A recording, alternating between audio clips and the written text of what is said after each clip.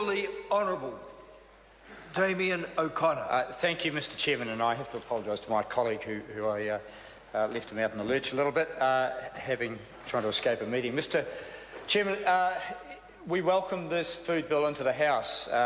It has been a long time coming, and in debating part one of the bill, Mr Speaker, I'd like to first acknowledge some of the officials there who have been around, many of them as long as this bill, and as long as myself, which is quite some time. And we hope that the ageing of the bill, like a good wine, has improved it. A number of ministers have overseen it, and I welcome the minister's comment on a number of the provisions. And in part one of the bill, Mr Speaker, we have, as rightfully should be, the purpose of the bill. And I have, as my colleague noted, proposed an amendment which we believe is essential to finish off what is essentially a very good bill following almost 10 years, I guess, of consideration of assessment by Select Committee on a couple of occasions indeed, and as I say, oversight and input from people up and down this country on at least 2 occasions, and other opportunities through consultation with officials. Mr Speaker, if I can go to the purpose of the bill, it is indeed an amalgam of pieces of legislation that have been around for a while, and we are attempting to align those pieces of legislation to give better effect to the purpose of producing safe food, maintaining New Zealand's reputation, and ensuring that consumers get a good deal from a country that is, we say, and I think we can rightfully say, one of the best producers of food in the world, bar none. Mr Speaker, the purpose of the Act is, and I can read it out, restate and reform the law relating to how people trade food, achieve safety and suitability of food for sale, maintain confidence in New Zealand's food safety regime. And that was an amendment put up by the Select Committee to emphasise the reality that the confidence that the public have in the legislation around food should not be in question. That this is not a partisan piece of legislation. It has been endorsed, and I hope it will be, by all parties across the House, because we've attempted to achieve the very best outcome. So the inclusion of that part of the purpose, that is to maintain the confidence in New Zealand's food safety regime, was an important addition. The next part, to provide for risk-based measures that minimise and manage risks to public health and protect and promote public health. Mr Speaker, a very important part and objective of this piece of legislation. The third one, to provide certainty for food businesses in relation to how requirements of the Act affect their activities. We have up and down this country, from the very largest producers of food to the very smallest and most innovative and creative at times, people who, in classic Kiwi style, get out, look around them, see what opportunities there are, and often through biological production systems, be it through grapes or honey and bees, be it through new fruit varieties, come up with a new food that they want to manufacture or just indeed sell in its raw form. This piece of legislation has to give them certainty so that the time and the money that they might invest in that production system is supported through legislation, through good regulations, and through a system that's going to give them the opportunity to develop that further.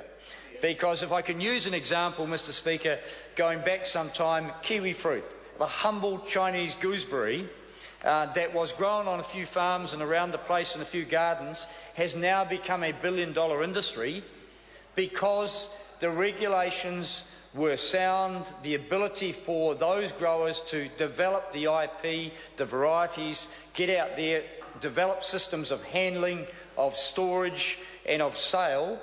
The legislation had to support that development through the years. We're upgrading the legislation to modernise it and to make it fit for purpose, Mr Speaker. The third thing here is, it's E, certainty for food businesses And then moving on to 4E, require persons who trade in food to take responsibility for the safety and suitability of that food. Mr. Speaker, if I can, Mr. Chairman.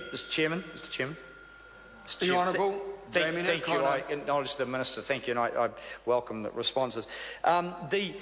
This is I guess, an area where responsibility is placed back onto the people in the food sector themselves.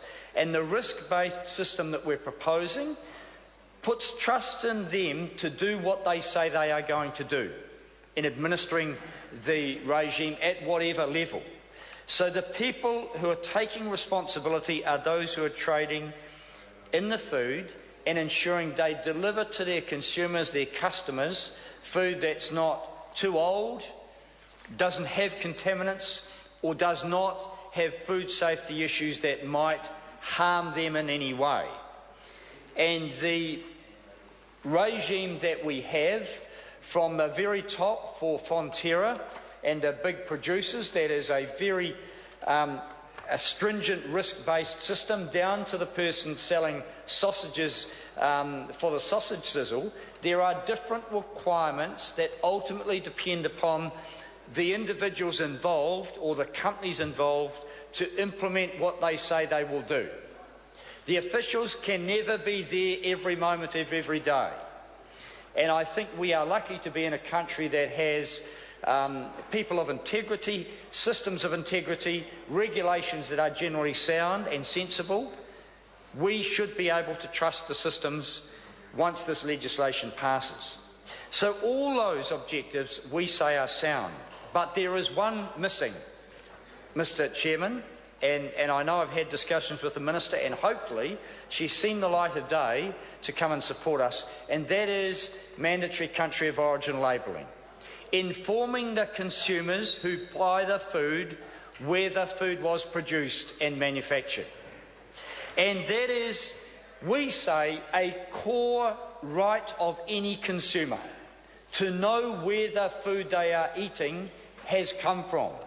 Mr. Speaker, we are part of a Trans-Tasman arrangement, the Australian-New Zealand Food Standards Authority, or standards, that says we share the same regime for risk-based systems, for food safety, for labelling, as Australia do. So we, using CER and the transfer of goods either side of the Tasman, aligns and makes that system more simple.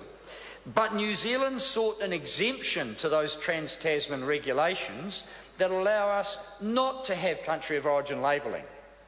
For a country so dependent upon food production for our survival and our prosperity, it is absolutely bizarre that we do not have country of origin labelling, something that identifies the food produced in this country clearly, under regulation, allowing consumers to know if that food was produced and manufactured in New Zealand or if it was somewhere else in the world. So I am proposing a supplementary order paper and an amendment that would add to the purpose of the bill a requirement to introduce country of origin labelling requirements in accordance with the Australian-New Zealand Food Standards Code.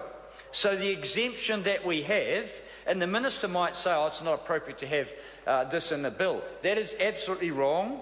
It is appropriate that we have as the purpose of this bill to align ourselves with the agreed regulations that are currently in place on both sides of the Tasman. So I welcome the Minister's response as to why the National Party and their two coalition partners, Peter Dunn and Mr Banks, are not supporting something that the vast majority of the public expect. It is taking place in some areas through a voluntary code, but it is not mandatory. And in fact, there are many occasions where consumers are confused as to where the food they are purchasing is grown and manufactured. So, Mr Chairman, I will be putting to the House this amendment to the purpose in Part 1 of the bill, and I hope that the government can see the wisdom in supporting that for the good of the consumers, for their right to have information and knowledge about the food that they are going to consume. Mr Chair. I call the Honourable Minister Nikki Kaye. Mr Chair, I'm very pleased to